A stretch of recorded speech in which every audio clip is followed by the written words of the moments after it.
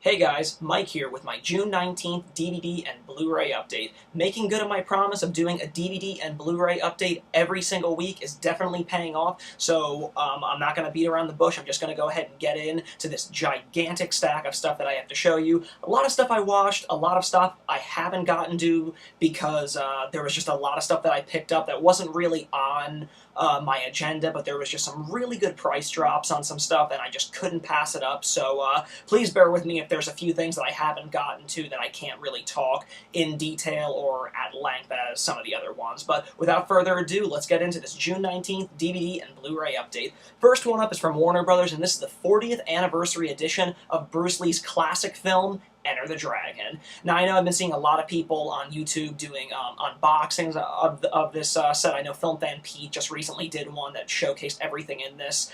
I mean, if you're a Bruce Lee fan, if you're a martial arts fan, this is the quintessential film to have in your HD library. The film looks fantastic. It's worlds better than Warner Brothers' first issuing of this on Blu-ray. It comes in a really nice hardcover, kind of digibook casing for it, and then when you open it, when you kind of slide it out, what it is you get a standard Blu-ray casing inside with the DVD, as showcased in plenty of other YouTubers' videos. And then the cool thing about it is inside you kind of get this little cool packet with a bunch of cool goodies inside, and I'll showcase some of them for you. You get a cool patch, Enter the Dragon patch, if you guys can make that out. You get some cool reproductions. This is a limited edition Deputy of the Dragon card, which was handed out at the actual premiere of Enter the Dragon. It's really cool that they throw in reproductions like this because, you know, if you weren't there in '73, how would you have ever known if you weren't like a die-hard fan? Other stuff that you kind of get an original script cover of Enter the Dragon.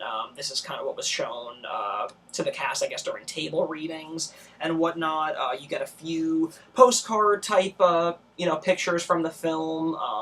Just several of those, which are really cool. And then the final thing out of it, which I think is actually the coolest in my opinion, is you kind of get this cool holographic picture of Bruce Lee. I don't know if you guys can make that out in the video, but it's kind of cool, just a cool animation of him doing, a crazy nunchuck sequence from the movie. So it's pretty awesome. Overall, I'm thrilled with this set, being a huge Bruce Lee fan. Being introduced to this film at such a young age. This is hands down the definitive edition of Enter the Dragon. This is going to look great on the shelf, especially next to Shout Factory's upcoming Bruce Lee set, which is slated to hit in July. So having all of this stuff, is going to fill up a really big gap in every Bruce Lee fan's collection, at least on the Blu-ray format. So it's definitely the summer of Bruce Lee, and Warner Brothers knocked it out of the park with this 40th anniversary edition of Enter the Dragon. So definitely do not pass this one up. Next one I got is from Disney, and this is the 3-disc special edition 2-movie collection of Lilo and Stitch and Lilo and Stitch 2, Stitch Has a Glitch. I only saw Lilo and Stitch not too long ago. I actually reviewed it on my YouTube channel, for those of you that may have missed it. And I loved this film. I thought that this was a really well done film. I thought the animation was beautiful in it.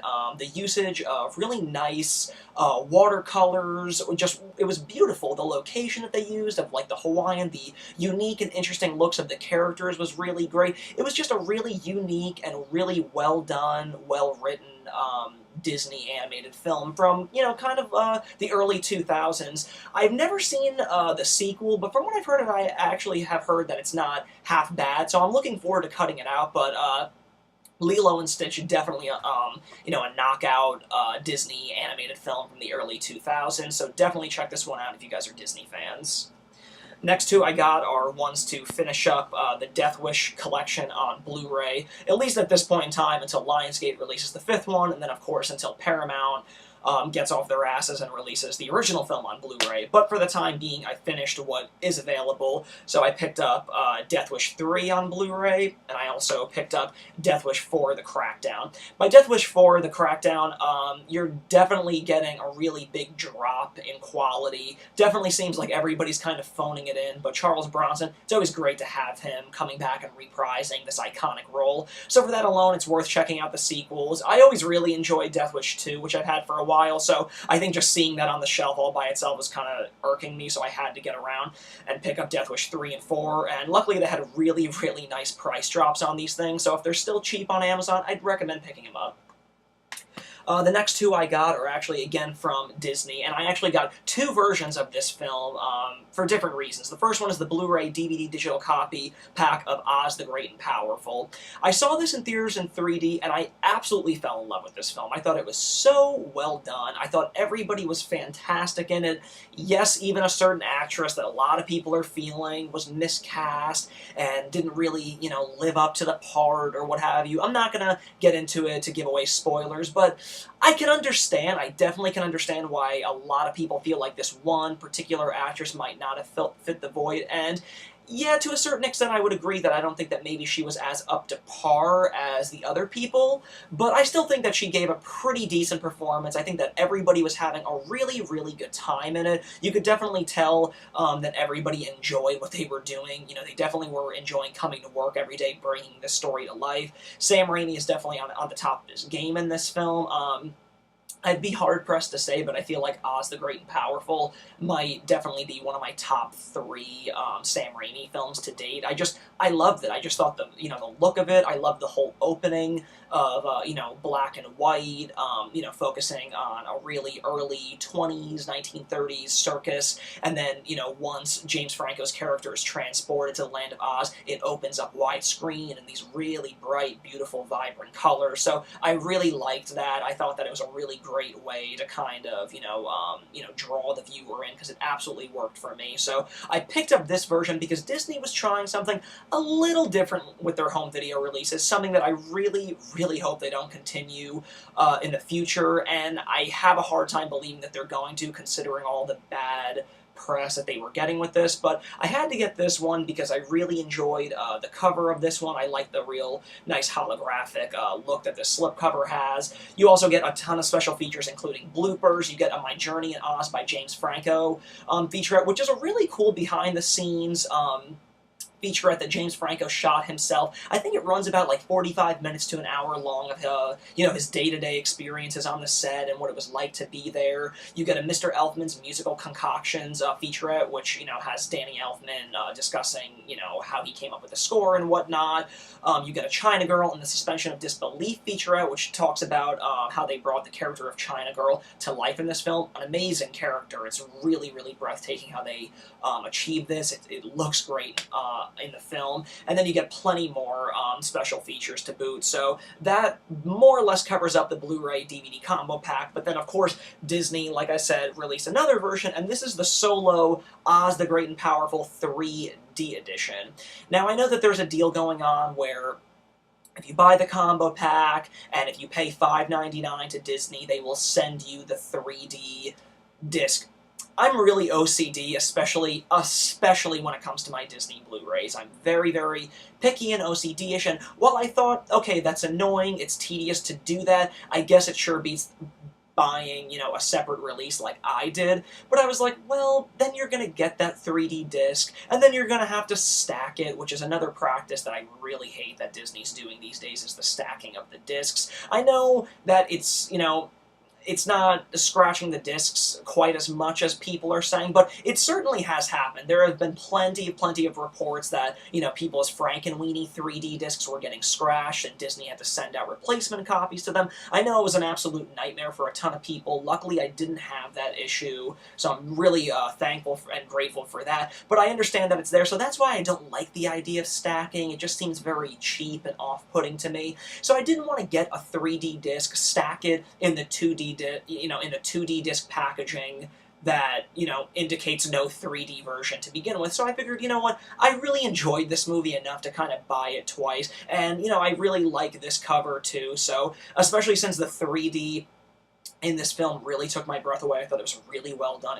It was actually the first time in a long time that a 3D movie really impressed me in the theater, so I had to pick this one up. So just so you know, there are multiple versions floating around, so if you have a 3D TV like I do, you might want to get this one, but I just like having the option of watching the 2D Blu-ray if I, am not in the mood for 3D, but, long, drawn-out explanation of the whole Oz the Great and the Powerful debacle, but nonetheless, it's a good movie, and whichever format or whichever version you guys do pick up, I definitely advise picking it up because it's a great film. Next one from Disney is another 3-disc special edition 2-movie collection of Atlantis: The Lost Empire and Atlantis: Milo's Return.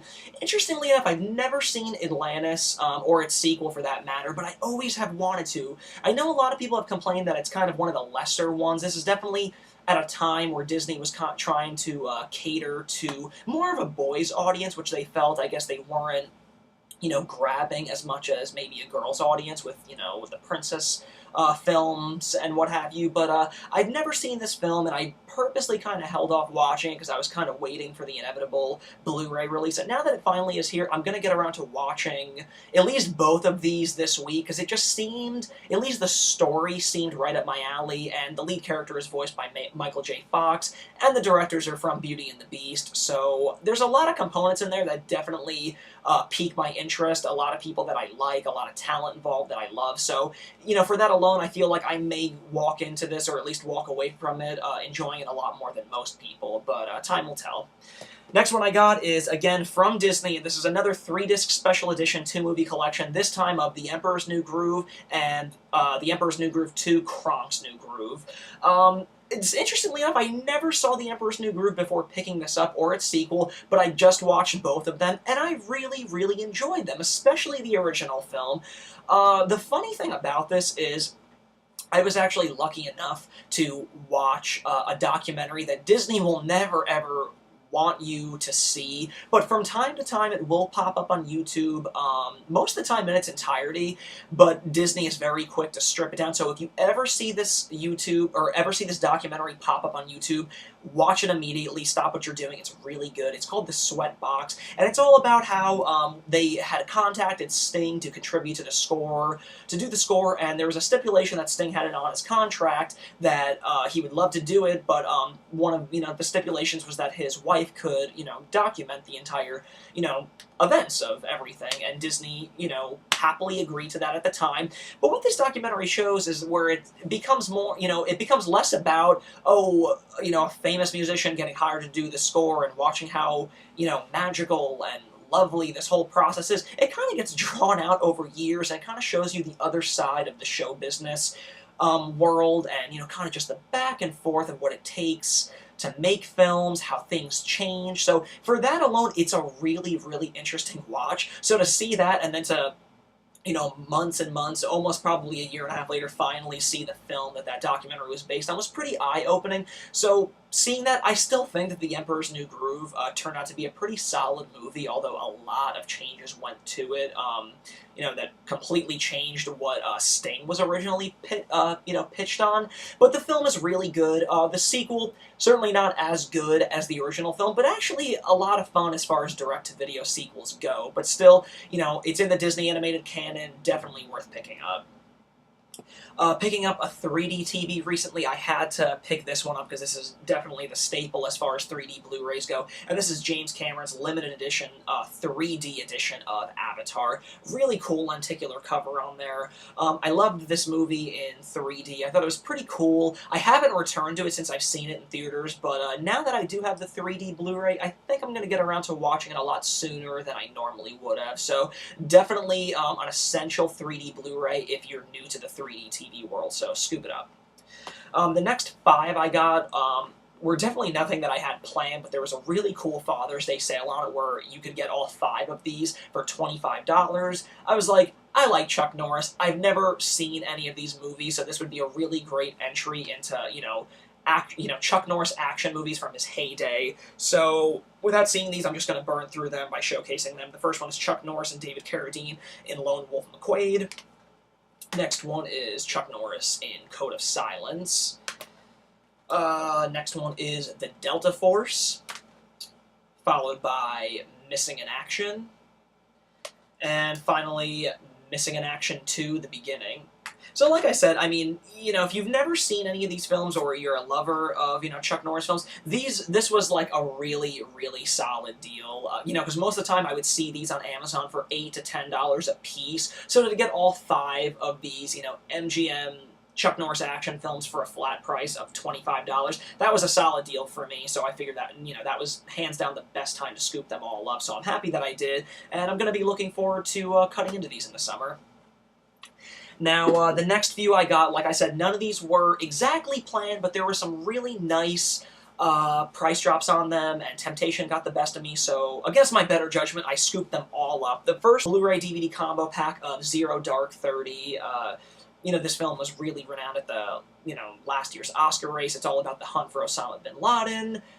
Catherine Bigelow directed it, who came off the fame of The Hurt Locker, as well as a lot of things like Near Dark, which is really cool. But I heard that this film is actually really, really well done. It's really captivating, very, it really keeps your eyes glued to the screen. So it drops to like $15, and I was pretty comfortable paying for it, considering all the good buzz that I've heard about it. So looking forward to checking this one out.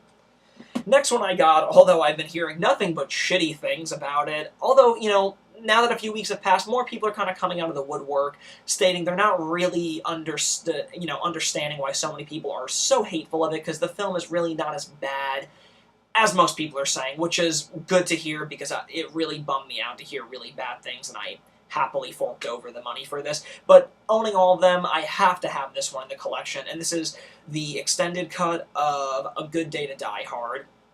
I had every intention of seeing this in theaters, but I just never got around to seeing it. But I really heard nothing but the shittiest things about this film, which is a shame, because Live Free or Die Hard, I thought was really, really fun. I thought that it, re-injected, a second life into the franchise. And then to hear that, another film followed up that, and it just kind of did a really, really shitty job, but, it's making me feel a lot better now that more people are like, it's actually a lot more fun than people are giving it credit to. It's just non-stop, mindless action, so if you know that going into it, maybe the blow is going to be softened, so at least that's what I'm hoping. I'm absolutely going into this film with my mind open whenever I do watch it, so I really hope it's not as shitty as people are saying. Next one I got is another one that I planned on seeing this past January, but again, missed it. So this dropped to like $15 or $14, so I had to get it, had to support Arnold Schwarzenegger's first true starring role back in the movies, and this was his latest effort, The Last Stand. Again, another film that, since it was being kind of touted as Schwarzenegger's true return to the screen, where he is, hands down the star of it, as opposed to more of like a cameo supporting part like he did in the Expendables sequel, this was really his show, and I didn't hear the best things about it. I really didn't, which was a bummer, because it had a really cool, interesting director attached to it. I will say that from the trailers, I was a little off-put by all of, his supporting cast, like Johnny Knoxville and stuff. Kind of made it seem like it was going to be a lot more hokier than I had originally anticipated it was going to be, but then again, that's all just everything that I was absorbing from the trailers, so I'm hoping that the film plays a little bit better than what, again, I was reading, but it's Schwarzenegger. I grew up with the guy, loved all of his films growing up, so I'm sure that this one has got to be not as bad. I mean, Schwarzenegger on his worst day is at least mildly entertaining than a lot of people's worst days, so looking forward to cutting into this one. Next one I got is from Universal Pictures, and this is the I believe it's 1974 original, this is like one of the original disaster films, and this is Earthquake. This is a cool film. If you're a lover of disaster films, which I do enjoy, and I specifically love watching them around summertime. I get a hankering for popcorn movies like this, and it's the perfect time of the year. Movies like this and like slasher movies are like the best things to watch around the spring-summer season. I know I've talked about this before, but I'm definitely a person that likes watching certain movies around certain times, and I just get a real, impulse to watch a certain genre of movies at certain times. So, and I think that that's where they get the best, play value out of them. And Earthquake is definitely one that, is a great one to check out around the summer season. Like I said, this is like one of the original disaster films with an all-star cast that includes Charlton Heston, Ava Gardner, and of course George Kennedy and Richard Roundtree.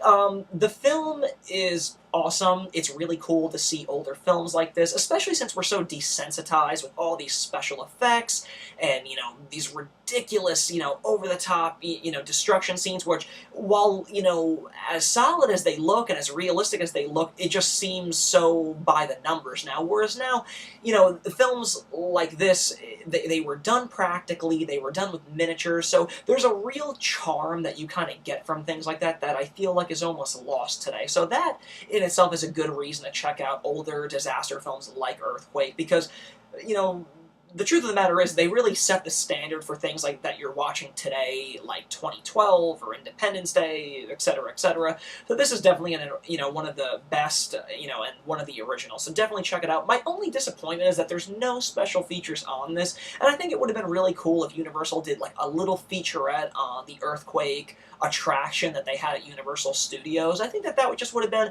a really cool way to not only include, at least one special feature on this, but a cool way to kind of give, homage to, great attractions at their theme parks that are no longer there. So, it's a bit of a missed opportunity, but it's a minor complaint. The film looks, sounds good, and it's a great film to watch around summertime, so definitely check it out. Next one I just actually watched last night. Wow. Going into it, you have to know logic. Forget about it. Tons of fun. Absolutely. So, without further ado, from Scream Factory, this is the Blu-ray DVD combo pack of Ninja 3: The Domination. Wow. I mean, it's got everything you could possibly wonder. I mean, it's a canon film, so what do you really expect? It should have everything. You have ninjas. You have crazy martial arts sequences. You have possession. You have head spinning. You have V8 juice. You have chicks dancing, like in Flashdance. It's about 1,000,001 movies wrapped up into one. The story does not make a whole bunch of sense, but it is ridiculously cool, it is ridiculously fun, and the film has never looked better. I mean, the picture and audio quality on a cult classic like this is just stellar. I mean, Scream Factory did a really, really superb job on this one. I can't say enough good things about this. I mean, flesh tones look great, the print is just, it's so clean, everything just looks so natural, natural grain is very intact, everything is great. I think that this is overall a near-perfect job as far as, technical features go. You also do get some special features on this, which include a commentary by the director and a theatrical trailer, as well as a photo gallery. So while this isn't a collector's edition by any means, it's cool to see that they put, the effort in to give us fans something. And, with a cult classic like this, if you've never seen it since, this was a blind buy for me. I've been hearing about it for years and, waiting for, just a top quality treatment like Scream Factory has given was well worth the wait, because looks and sounds awesome. This is a cult classic that every cult lover needs to have. This is just, wow. I mean, there's just nothing more I can say about it. I know everybody on the internet is just raving about this film, about how over the top and ridiculous it is, and all I can say is, they're right. I don't know what you're waiting for, but go on Amazon and pick this one up, because it's awesome. The next one I got is another one that I really didn't have any immediate plans to pick up, but there was a nice price drop on it, so I figured why hesitate. And it's the Blu-ray DVD combo pack of the Wachowskis' latest effort, Cloud Atlas. I've heard a lot of mixed things. Most people hate it, but then there's a lot of people that actually love it. It's a very, very mixed reaction to this. It's a very lengthy runtime. It's a very deep and intricate film that, runs across, many, many generations. Got a big, interesting cast, including the likes of Tom Hanks and Halle Berry, as well as Hugo Weaving, Jim Sturgis, Hugh Grant, Keith David. A lot of cool people in this film. And like I said, it's a film that I want to set aside the right time for, because I want to give it my full attention. And it's definitely a film that I've heard needs, repeated viewings to probably absorb everything. So I like films like that. I really do enjoy films like that are very artistic and really make you think about their meanings and whatnot. So for that alone, I feel like the Wachowskis are, they're always reliable on that end. So I'm really, really looking forward to checking this one out. Next one I got, I wanted to watch last week, but I didn't get around to it, unfortunately, but I think it's going to happen this weekend, and this is the 3D edition of Hansel and Gretel Witch Hunters. I actually heard some pretty good things about this. It looked like a lot of fun, so I'm excited to check it out. The only bummer about this is that a lot of people, it's being touted as the unrated cut. The only unfortunate thing is that the unrated cut is only found on the 2D Blu-ray disc, and the 3D Blu-ray only has the theatrical cut, which is a bit of a bummer. bummer, especially for somebody like me that just got a 3D TV. So clearly, the first time I'm gonna watch it, I'm gonna watch the theatrical cut because I want to make use of this 3D, and I want to see how it looks in 3D and how cool it looks. So the next go around, I'll watch the unrated cut, but it's a bit of a bummer because I do think that this film, although a lot of people kind of deemed it a flop, it actually wasn't. It did really good business, especially overseas, and last time I checked, I think that they're prepping a sequel to this, so, go figure what people know. But, yeah, it kind of came out, I think it came out around January, which is normally a bit of a dead month for a lot of movies, but, the people that did see this actually said that it's a lot of fun, so, this seemed up my alley. I like these, unique spins that they're giving these fairy tale stories now, and this one seems up my alley, so I'm definitely looking forward to checking it out this weekend. Next one I got is from Shout Factory, and as a part of their Saban deal, this is the next entry in Beetleborgs, and this is Season 2, Volume 1 of Big Bad Beetleborgs Metallics. Yes, this is when the Beetleborgs went Metallics, and for the duration of the show, they would remain Beetleborgs Metallics.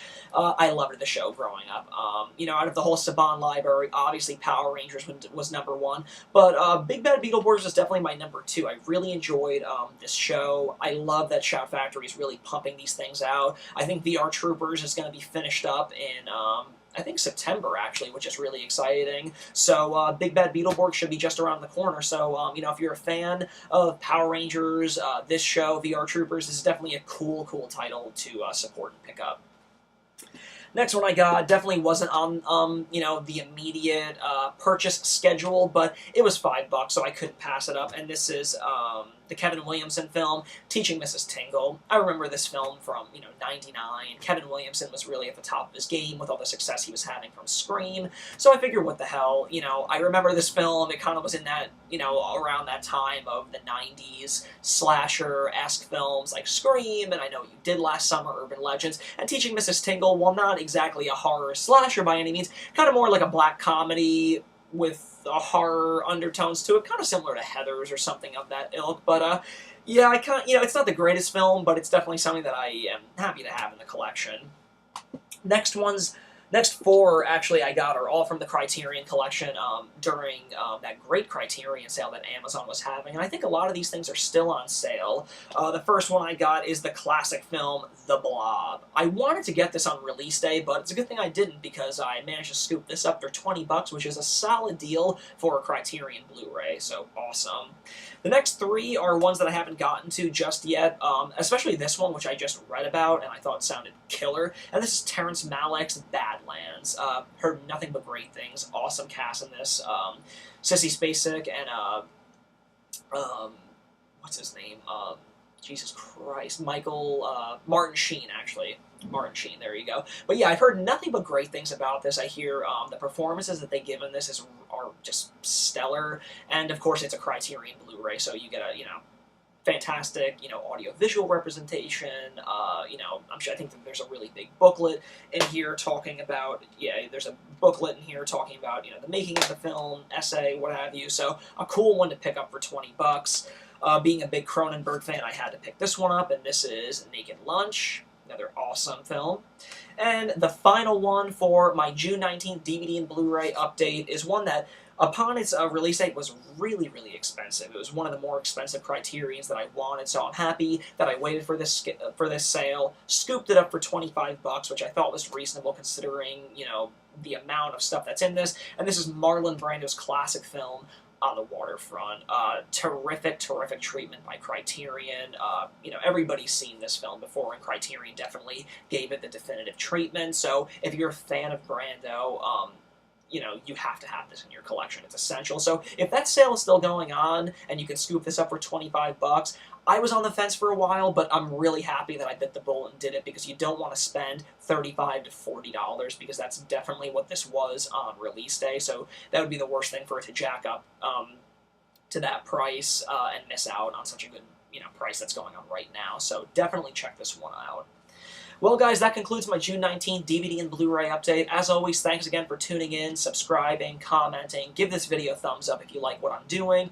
And making good on my promise, I'm going to continue doing DVD and Blu-ray updates every week. So be sure to tune in next week. I got a ton of stuff already to show you guys. That's going to include Screen Factor's releases of The Howling and Life Force. I have some review copies of Dead Souls, Cohen and Tate, and Heavy Traffic. So, plus many more, actually. There's a lot more coming in, but these are just some advanced review copies that I got from the good folks at Shout Factory. So be sure to tune in next week for some early reviews on those films and more. So thanks again for tuning in, guys, and I'll catch you in a week. Later.